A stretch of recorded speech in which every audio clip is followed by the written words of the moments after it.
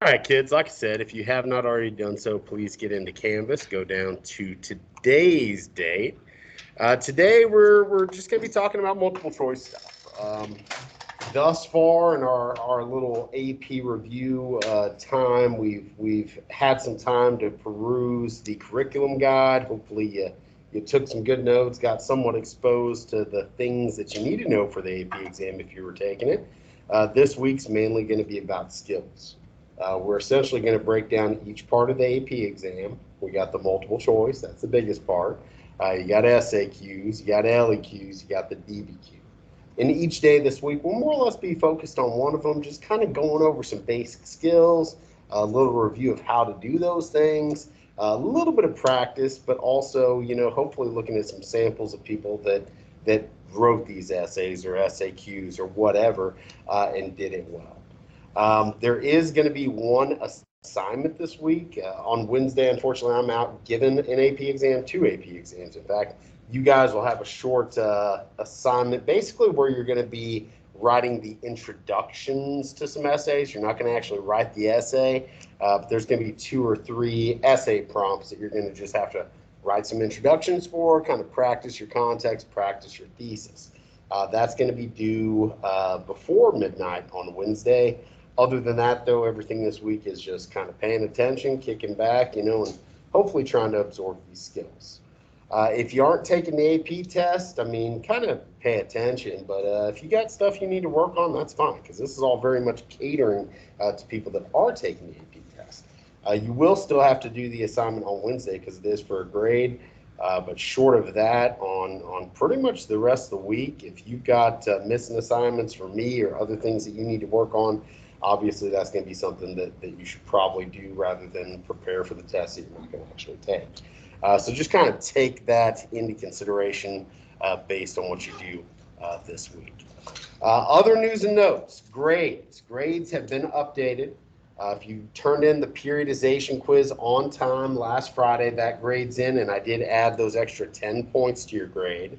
If you took the mock exam, prior to last week, like prior to last Thursday, I have added your extra credit points in. I thought I was going to have them all graded by now. I did not. I am very, very hopeful. I will have my feedback to you guys if you took the mock exam, like I said, prior to last Thursday, a little bit later today, maybe this evening. I am almost done. Just took a little bit longer than I expected. If you took the mock exam on Thursday or Saturday, I have not added your extra credit yet. I just got those. I haven't graded in. You'll get your feedback and your extra credit here in the next few days. But like I said, if you took your mock exam before last Thursday, extra credit's already been added on, and you will get your feedback a little bit later today. My apologies for the delay in that.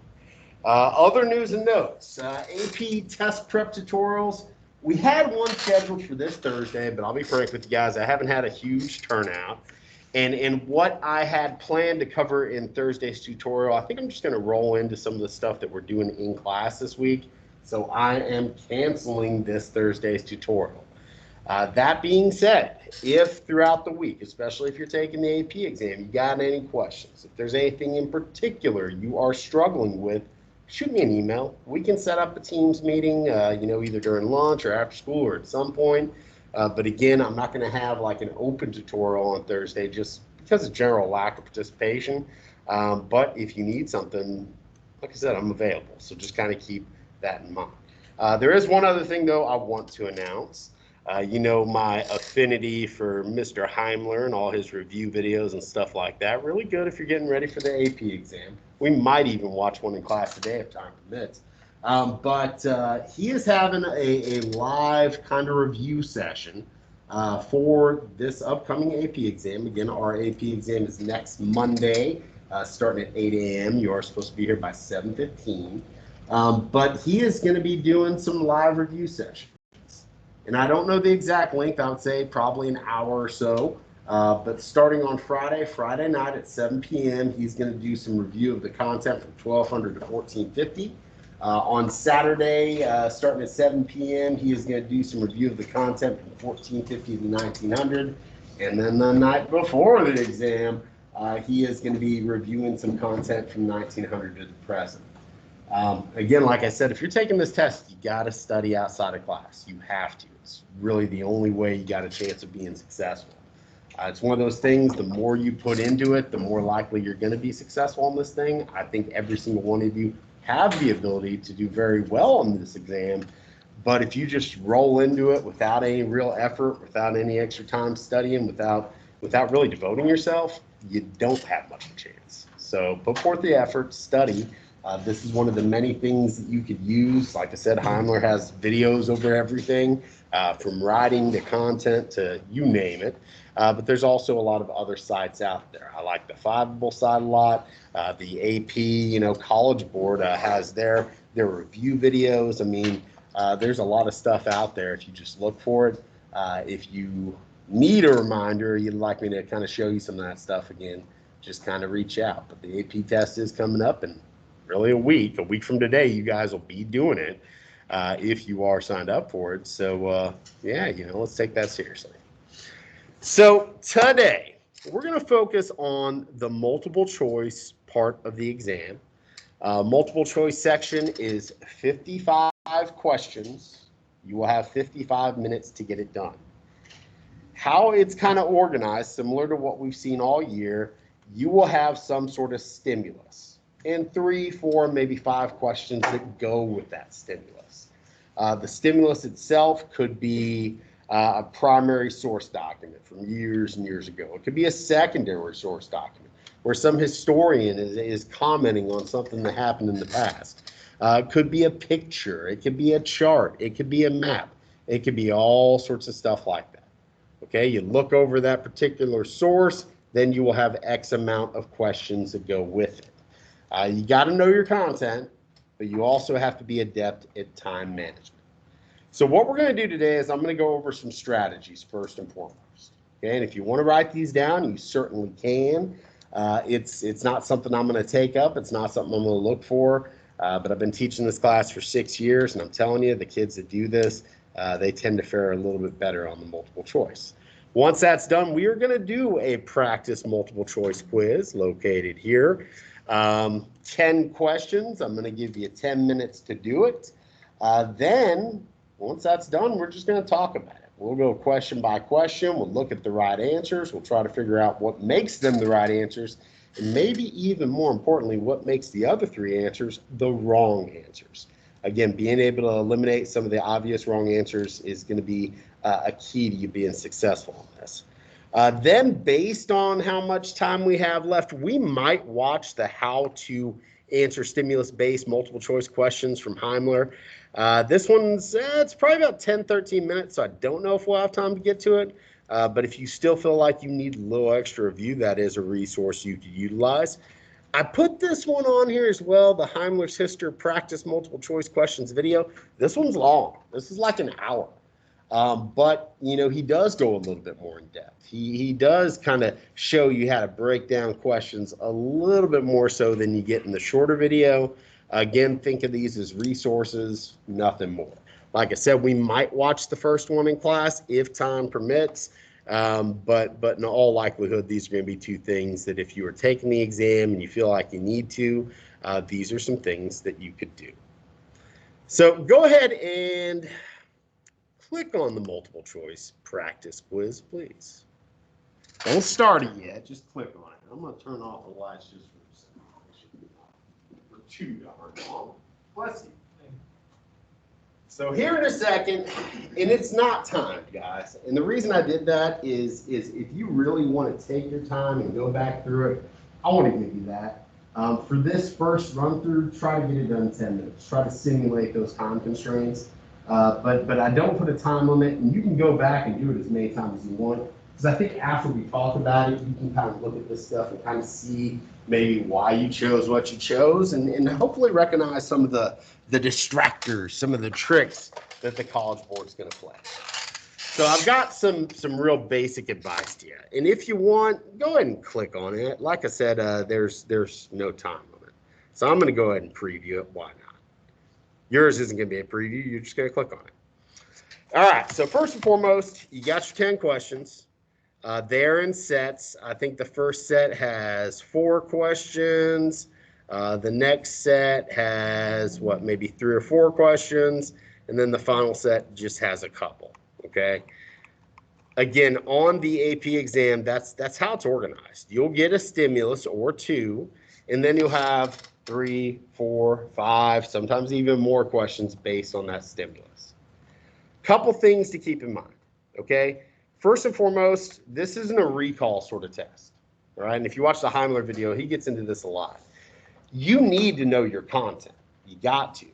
But you're not going to be asked, what happened in 1453 in Constantinople? Well, the answer is the Ottomans took over Constantinople, and that kind of has the ramifications of causing the Age of Exploration later on. But you're not going to get that sort of question. Okay? They are assuming you know your content. So essentially what you're doing is you are looking over these stimuluses. You are taking in what they present.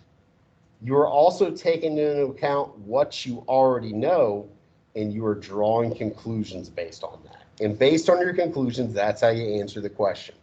It is something that is designed to boggle your mind. It's kind of messed up. The College Board is trying to trick you. But just keep that in mind. The answer is not always boom right there in the stimulus. You have to take what the stimulus is giving you. You also have to reflect on what you know about that topic and that time period. And from there, hopefully you can draw some conclusions. It's 55 questions, 55 minutes. Generally, with that much time, you read thoroughly one time. Okay, you read through the stimulus, you read through the questions, you answer based on your instinct, and you move on. You absolutely positively do not have time to agonize. You just don't. Looking at mock exams, I could see that people ran out of time. Okay, I had a couple where, people didn't answer like the last 20, 30 questions. Please do not do that on the real thing. If you have to, guess. Okay, give it a good once over, and if you don't know, whichever one sounds the most familiar, whichever one just kind of pops out and you feel instinctually is the right answer, you circle it and you move on. Okay. If you have time at the end, you can go back and look at those questions that were kind of problematic, but you do not have time to agonize. You read it one time through, you answer, you move along, because that is how the test is designed. If you get to the end of the multiple choice, and by that I mean time's almost up. Okay, everybody's heard the term see your way out. Doesn't have to be C. It could be B, it could be A, it could be D. Whatever letter is your favorite, roll with it. The thing is, some people will just kind of mix it up, like the abacadabra method. That doesn't work as well. Okay, so let's say you have 10 questions at the end, and you got 1 minute left. Pick one letter, bubble them all the same. Because statistically, out of that 10, 3 or 4 probably are C. Okay? Whereas you could do abacadabra or something like that, just choose stuff at random. You could conceivably not get a single question right. And again, the AP exam, a lot of it is about strategy. You're not going to be perfect on any one part. You just want to accumulate points as you go. You get some points from the multiple choice. You get some points from the essays. And hopefully at the end of this whole thing, it comes together to where you have enough to get a 3 or higher. That is kind of the deal. So don't leave anything blank. See your way out. Obviously a guess is better than nothing at all. Okay. So I'm going to show you this kind of as a sample. But before you read through the stimulus, now this one's pictures, so probably not the best example. Let's go to one, though. Did I even put it in here I didn't give you one that's just text. Okay, doesn't matter. Before you get into a stimulus, okay, especially if it's like a long reading passage, don't just get to the reading right away. On the pictures, don't just look at the pictures right away. I'll be honest, a lot of times you're not going to be able to tell exactly what's going on in the pictures because it's photocopied and it's old and it's not always going to make a lot of sense. A lot of times what is more important than the pictures themselves, than the stimulus, the written stimulus itself, you always want to look at titles. You always want to look at descriptions. And on a written source, the first place you should always look is the source itself. Who's saying this? Okay, who are they? Maybe it's somebody you know, maybe it's somebody you don't. Doesn't matter. Who are they? Where are they from? What region in the world is this coming from? And really important, what time period is it coming from? Okay, if it's coming from 1200 or 1900 or 1750, guys, based on the time period, that alone will limit some of your answer choices. Because like I said, one of the things that the College Board does to distract you, they'll put 4 answer choices down that look good, but they're not all good for that time period. Some of them haven't happened yet. Some of them happened way too long before. Okay, they're not all true of that quote, of that stimulus. So again, looking at the time period, looking at who it comes from and what it's all about, that can kind of get your mind racing, especially if you recognize the source, like, hey, I know that person, or I know that they're a part of this civilization, or I know a little bit about that time period. That means before you ever read the questions, before you actually ever read the text, you're already thinking about what you know. 1200, okay, what do I know? The Mongols are rolling around, stuff like that, okay? You really want to look at that stuff and think about what you know before you ever read the source, before you ever read the questions. Next thing is after you've gone through the source. And some people do look at the questions before they do the source. I personally don't, but again, you got to do what works best for you. After you've read through the source, looked through the source, read the questions, that's when you look at the answers. Guys, you can almost always eliminate at least 2 answer choices. Okay? 1 to 2 are designed to be obviously wrong. Now, at first glance, they're all going to look halfway decent. But then you got to ask yourself a few questions. Is that statement true at all, based on what you understand of history? Is this statement true for the time period? Okay, is it true based on what the document's saying? Okay, in the context of the document or the picture or whatever, is it true for that? You also got to ask, is it relevant? Okay, if they're talking about warfare, in your document or your picture, and then they bring up, trade or something in one of the answer choices, I mean, you got to ask yourself, how connected is that? Because a lot of times they will put in an answer choice something that looks pretty good, but it's irrelevant when you really look at what the question's about, what the source is about. Okay, so with that being said, let's go ahead and knock out this quiz real fast. Okay, you got 10 questions, 10 minutes. There's not a timer, okay? Or maybe there is. On mine there is. Oh, man, maybe I did set a timer. Well, it doesn't matter. Either way, go through it, Yeah, I thought I eliminated the timer. Well, doesn't matter. I guess you got 10 minutes. Go through it, mirror that time, answer the best of your ability, and then once you are done, let me see, it says no time limit. Oh, yeah, it wasn't a time limit. It was just tracking how long it took, maybe. I don't know. Doesn't matter. Either way, do it in 10 minutes either way. But yeah, everybody go ahead and take this quiz. It's not for a grade. This is more for education. But I think, if you use those strategies, and once we break it down and show you why the right answers are the right answers and why the other ones just couldn't be, I think it's going to make a lot more sense. So 10 minutes. I'm kind of starting an informal timer. I got 9:24. Let's say 9:25. At 9:35, we're going to discuss this stuff. Be prepared to discuss. Good luck.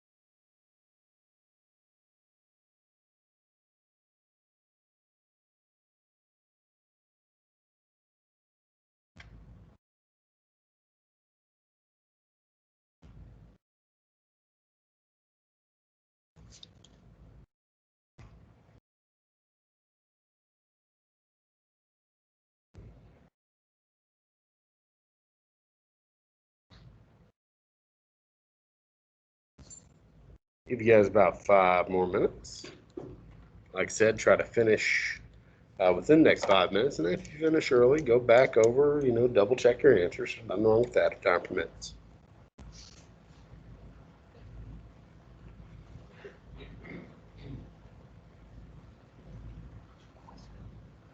Yes. There you go.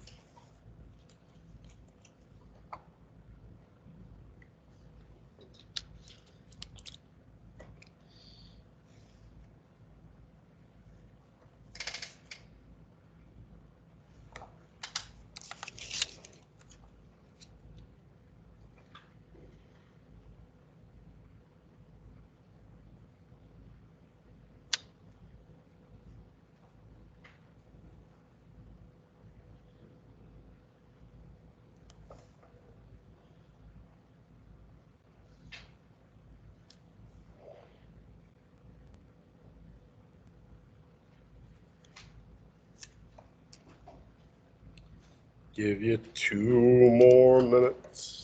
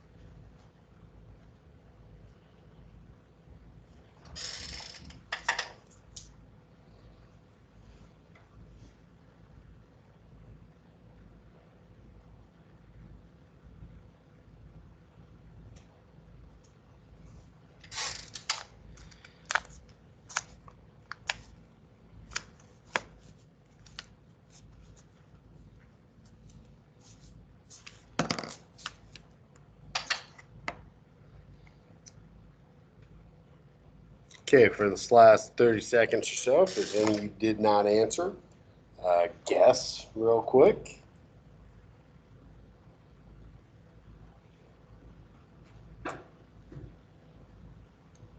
And let's go ahead and go over these. Now, we may not have time to go over every single one. I'll show you the right answers for all of them. But really compare what we're talking about to kind of your thought process. Again, some of the things I'm going to point out, hopefully you saw yourself, because again, you can usually eliminate some answer choices, at least one, usually two, relatively easily. And while that's not the greatest thing in the world, I mean, but if you can narrow it down to like two answer choices, I mean, it's 50-50. And again, there's going to be some of these questions where, yeah, that's what you're going to have to do. The good thing is, even if you don't know the answer, if you can narrow it down by eliminating some of the things that you know aren't the answer, you got a fair shot at getting credit for it. So questions 1 through 4 refer to these images. And if you did the online mock exam, this is all stuff from that. Okay, so rather than the image themselves, and glance at them, guys, on the images, especially historical pictures, they're always going to give you a description. They're going to give you a title. That's more important than the image themselves. So we got two scenes from Sowing and Reaping, a Yuan Dynasty circa 1350 copy of a Song Dynasty circa 1150 illustrated scroll about the practice of rice cultivation in China. The Yuan Dynasty. Does anybody remember who they are? They're the Mongols, okay? So that should tell you something right there, okay? Oh, well, this is the Yuan Dynasty. So they're really the Mongols. So you got to think about all the things you know about the Mongols. I mean, yeah, you got these nomadic horsemen that were very brutal and conquered areas with great efficiency, but they were also very smart. They were known for adapting the technologies, the qualities of a lot of the people that they conquered. That's how they spread gunpowder, after all. That's how they came up with siege warfare and all that stuff. They didn't invent it. They came up with it by adopting characteristics of other groups. They moved people around their empire, again, to kind of help out. They were all about trade. Okay, and there's other things that may run through your mind, but essentially the Mongols are making a copy of a scroll that's actually from the people they conquered the Song Dynasty early on. Okay, and here you got somebody, it looks like they've got a bucket, there's a little lever there, and it's just a method of irrigation, getting water to the crops, and that's what it says. Workers irrigating a rice field by powering a mechanical water wheel with their feet. Pretty cool stuff. And here you got men, women, and children harvesting rice. We know throughout a lot of history, families, especially, farming families, they work together pretty much all the time.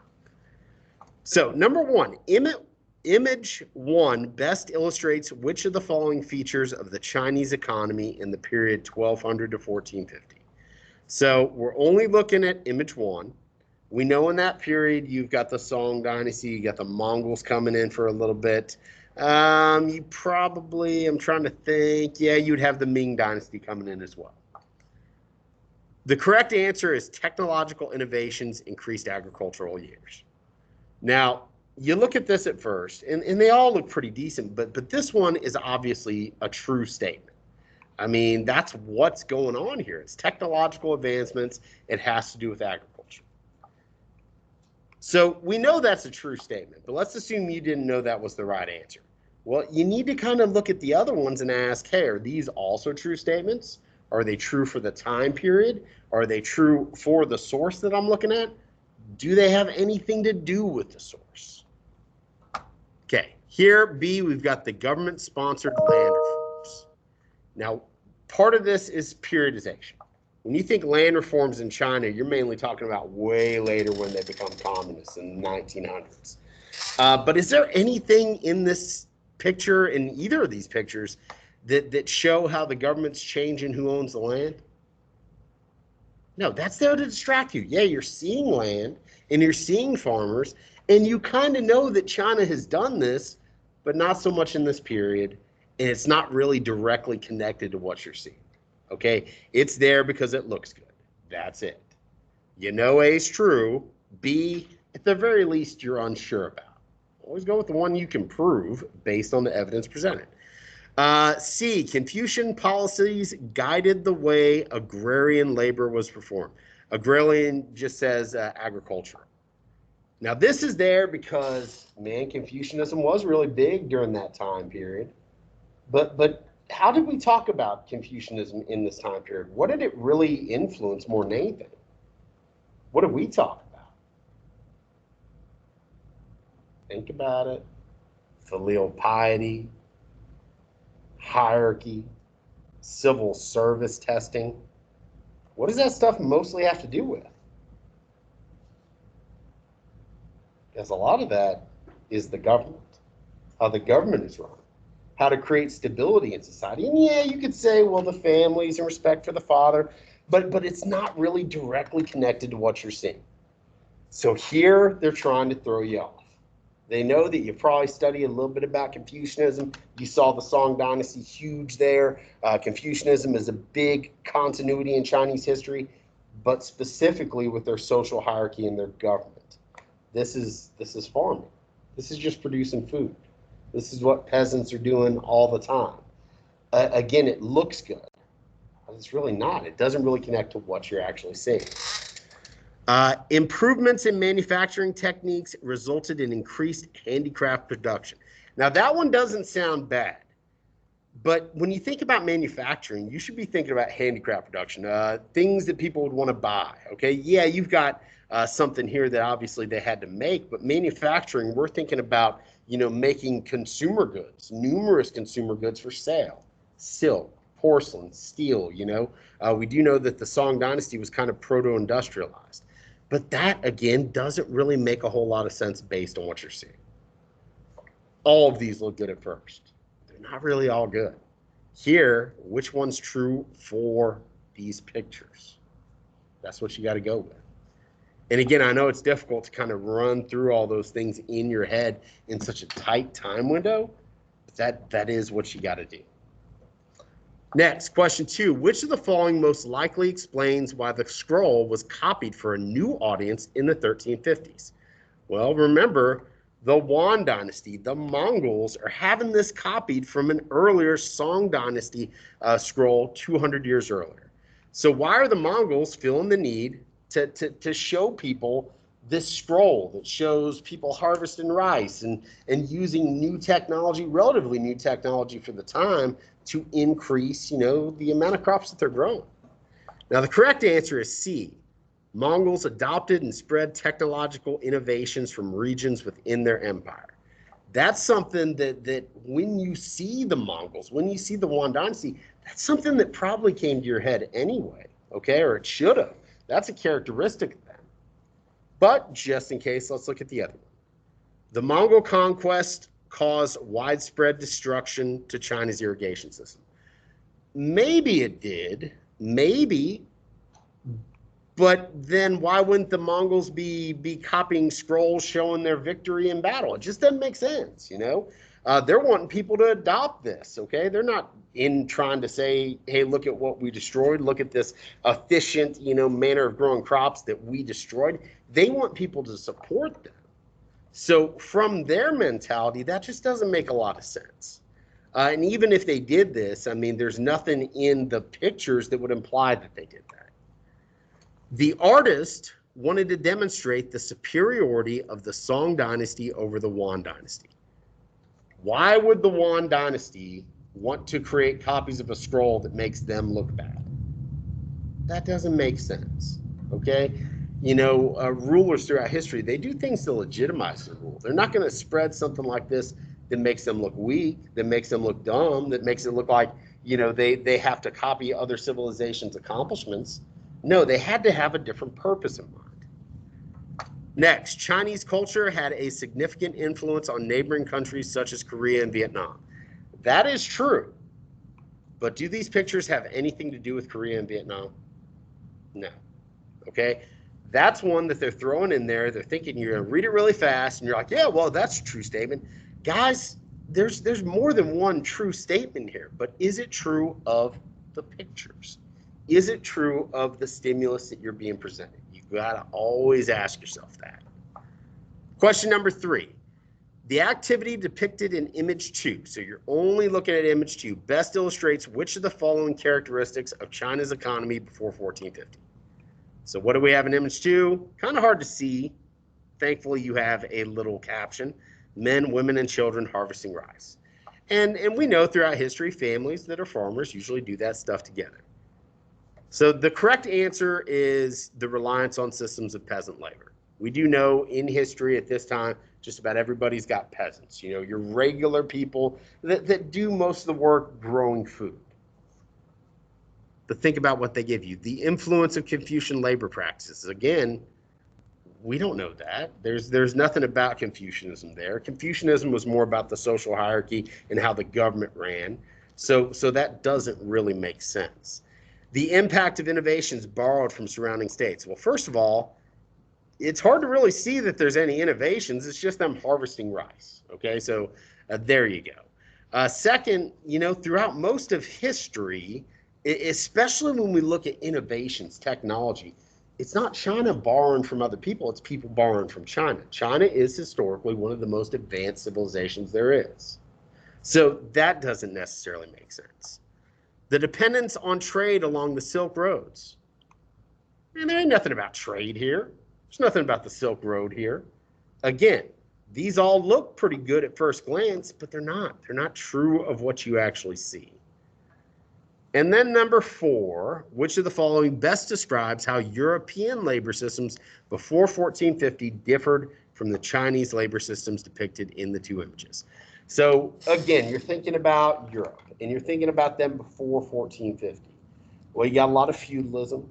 You've got kings on top, and they divide up their land, and there's these less powerful nobles that kind of really run the show. And then at the bottom of society, you got the peasants, the commoners, you got the serfs as well. Serfdom, where people are kind of bound to the land, is something that was pretty common in Europe at the time. Well, what do you know? European labor systems were more likely to utilize serfdom. Again, that's what I meant earlier in the year when I said this is in many ways is a vocabulary exam. There will be a term or a name that will unlock everything else. And serfdom is certainly something that you should associate with Europe through a lot of its histories throughout the Middle Ages. But just in case, let's see if we can eliminate some of the other age choices. A, European labor systems did not rely as much on women and children. Well, first of all, that's not true because, farmers throughout history, the families worked together. We even made a point of saying, before the Industrial Revolution, families were together all the time. It's really after the Industrial Revolution that starts to change. So that doesn't really hold water. European labor systems placed a greater emphasis on plantation cash crops. This is 1450, guys. When did the Europeans start to have these big plantations? Where were these big plantations? Were they in Europe? Guys, they were in the New World. That's got to be after 1492. I mean, the cash crops we talked about were like sugar and cotton and tobacco, all things they didn't have in Europe, that they weren't growing in Europe. Remember, one of the big things that made Europeans wealthy was those colonies overseas. They utilized slave labor, unfortunately, to harvest a lot of those cash crops. So this is periodization. It wouldn't be true yet because that hasn't happened yet by the time we get to 1450. European labor systems were dominated by urban artisans. So artists in the cities, that's what it was all about. They didn't care about food production. That doesn't really make sense either. Okay, let's scroll through. Let's try to do 5 through 7 at least. And again, we'll go through them pretty quick because we're running out of time. So here you got 2 maps. Map 1, major trading routes circa 1250 to 1450. And again, before 1450, before 1492, frankly, the New World's out of it, okay? We're only dealing with our old school trade networks, Indian Ocean, Trans-Saharan, and Silk Roads. The next time period, though, 1450 to 1750, everything changes. You still have those trade networks, but now you've got truly globalized trade because, the Americas are involved. Exploration has taken place. People have literally been around the world. So which of the following best explains the continuity? So that's something that is the same in both of these in the trade routes between East Africa, the Arabian Peninsula, and India. Okay, so we're not talking about all of it. Okay, at this point, it's a continuity, both time periods. These areas connected, East Africa, the Middle East, India, which one of them pretty much stayed the same? The correct answer is B. Trade along the routes relied on sailors' knowledge of the monsoon winds, because this is all Indian Ocean trade. But let's look at the ones that don't make sense. A. Trade along the routes depended on the activities of Chinese merchants. This is East Africa, the Arabian Peninsula, and India. It's not that there weren't any Chinese merchants, but most Chinese merchants were still in China, okay? Maybe Southeast Asia. Not a whole lot of Chinese immigrated to India, the Middle East, or East Africa. So that doesn't really make sense. Trade along the routes depended on silver from the Americas. Now, that sounds good. And if it was just map 2 we were looking at, that would work. But in map 1, it's 1250 to 1450. Europeans ain't been to the Americas yet. So therefore, it cannot be a continuity. Trade along the routes relied on sailors' knowledge of longitude from classical maps. Classical maps, and this is talking about like maps from like Greece and Rome. Guys, they didn't know that much. Cartography wasn't all that good yet. Real good systems of latitude and longitude didn't really exist yet. That one looks okay, but really, man, A, you could eliminate just based on geography. C, you could eliminate by periodization. And D just isn't as good of an answer as B is. Again and again, you got some vocab here. Monsoon. I'm telling you, when you see vocabulary, it's either there because it's the right answer or it's there to distract you. Either way, if you know what that vocab means, you can usually figure it out. Let's look at one more. We'll skip 6. No, we'll do 6. Why not? Okay, the maritime trade connections involving just East Africa and just in map 1 provided a setting for which of the following developments? The correct answer is C, the spread of Islam. We do know that Islam spread pretty heavily along these trade routes. If we're just looking at map 1, we're eliminating a lot of these other answer choices. The emergence of commercial credit through banks, yeah, that's going on during this time period, but it didn't like originate in Africa. The development of the compass, was that invented in Africa? Who invented the compass, guys? The answer is China. The appearance of social structures privileging men over women. In Africa, a lot of traditional societies, women, were treated more as equals than you'd see just about anywhere else. Even in Islam earlier on, Islam was much less patriarchal than a lot of other faiths. You look at 7, the expansion of trade routes along the coast of Africa, as shown in map 2, was most directly facilitated by which of the following? What's going to allow all this Indian Ocean trade to take place? The expanding Chinese influence as a result of the maritime voyages of the Ming Dynasty? Probably not. I mean, Zhang He is during this time period, but that's not the best answer. Changes in fishing practices in the Indian Ocean? Again, yeah, they're sailing, but we never talked about, the fish trade really facilitating everything. Commercial decline in Europe as a result of the global cooling of climate known as the Little Ice Age. That's a true statement in that it happened, but you've got to remember during this time period, especially map 2, 1450 to 1750, that's when the Europeans are taking off. So it doesn't really make sense. But this one does. Improve ship designs, navigational technologies. I mean, those are things that are going to help Indian Ocean trade.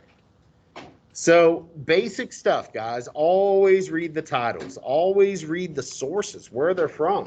As you're reading through those things, think about what you already know about those topics, those time periods. Read everything carefully one time through.